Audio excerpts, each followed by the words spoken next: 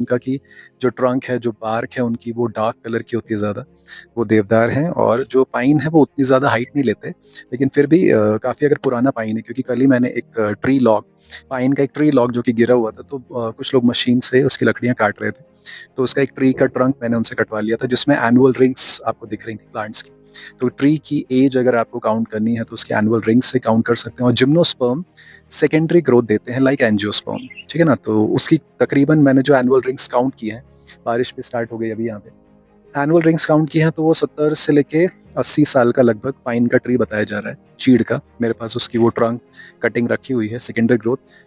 मैं क्लास में डेमो या सैंपल के लिए उसको लेके जाके दिखाना चाहता हूँ। तो 70 से 80 साल का वो पाइन ट्री होगा।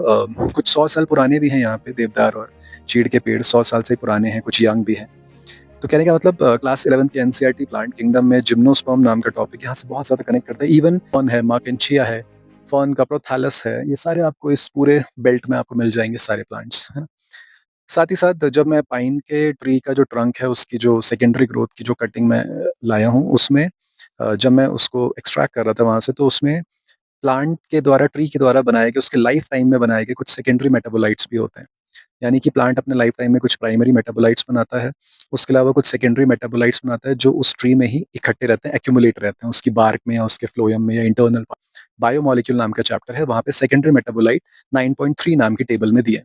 तो जब भी आप टेबल नंबर 9.3 पढ़ते हैं, वहाँ पे आप सेकेंडरी मेटाबोलाइट्स के बारे में पढ़ते हैं, जिसमें टेनिन, रेज़िन, गम्स, रबड़ ये सारी चीज़ें आपको लिखी होंगी, कुछ ड्रग्स भी हैं वहाँ पे। तो कहने का मतलब जब मैं उस पाइन के ट्री द्वारा निकाले गए सेकेंडरी मेटाबोलाइट्स यानी कि flavonoids, terpenoids, terpenes, phenolic compounds, tannin, resin इन सबको देख रहा था, तो दिमाग में एक बात आती है, बहुत सारे बच्चे भी ये पूछते हैं कि क्या प्लांट हम तो उनका कमर्शियल तौर पे यूज़ करते हैं, उनसे तरह-तरह की आपकी मेडिसिन बनाई जाती हैं, जिसमें एंटीबैक्टीरियल मेडिसिन है, एंटी इन्फ्लेमेटरी मेडिसिन बनाई जाती है, तो मतलब मेडिसिनल वैल्यू के तौर पे तो बहुत ज़्यादा वैल्यू रखते हैं वो। लेकिन प्लांट के लाइफ साइकिल में उन सेकेंडरी मेटाबोलाइट्स का क्या रोल है?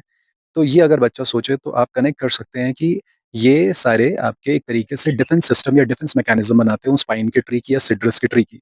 कैसे कि इनके जो सारे आपके सब्सटेंसेस रिलीज़ होते हैं, इनकी एक तो एंटीबैक्टीरियल एक्टिविटी है जिससे आपके सॉइल में मिलने वाले या उनके आस-पास मिलने वाले जो भी प्लांट पैथोजन हैं, उनसे इस प्लांट की रक्षा करता है।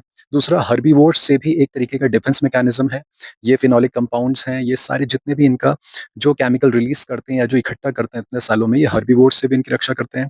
इवन ये आपके तरह-तरह के बैक्टीरियल और फंगल इन्फेक्शन से भी रक्षा कर सकते हैं और साथ ही साथ एनवायरमेंटल स्ट्रेस क्योंकि आप इस बेल्ट को अगर देख पाएँगे तो इस बेल्ट में एक्सट्रीम कंडीशन आपको मिल सकती है, जैसे एक्सट्रीम कोल्ड कंडीशन, है ना? एक्सट्रीम हॉट कंडीशन जैसे कहीं मिलती है तो प्लांट उसके लिए